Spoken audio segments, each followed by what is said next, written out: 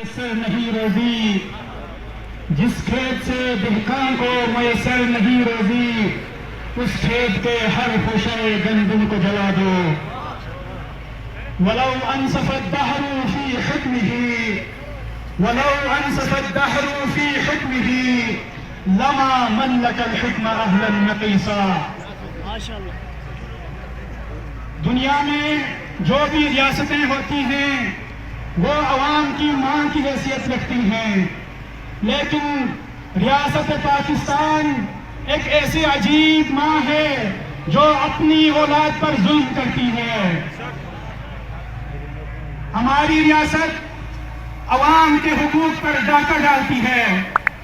گلگت بلتستان 17 جنوری 2019 کو supreme court of Pakistan نے گلگت بلتستان کی آئینی حیثیت کو متنازع قرار دیا تھا، اور بین الاقوامی تمام اصولوں اور قاعدوں کی روشنی میں دنیا میں جتنے بھی مقبوضہ علاقے ہوتے ہیں ان کو سبسڈی ملتی ہے، اور سبسڈی ان کا حق ہے۔ اور حکومت پاکستان گلگت بلتستان کو صرف ایک ہی آئٹم پر سبسڈی دے رہی ہے، لیکن پاکستان کے دوسرے صوبوں میں، پنجاب میں، سندھ میں اور دوسرے صوبوں میں وہاں پر اورنج ٹرین، میٹرو بس، یہ جتنے بھی وہاں پر پروجیکٹس ہیں ان سب میں ان کو سبسڈی دی جا رہی ہے، لیکن گلگت بلتستان میں لوگوں کو کھانے کا ایک لقمہ بھی نہیں دیا جا رہا۔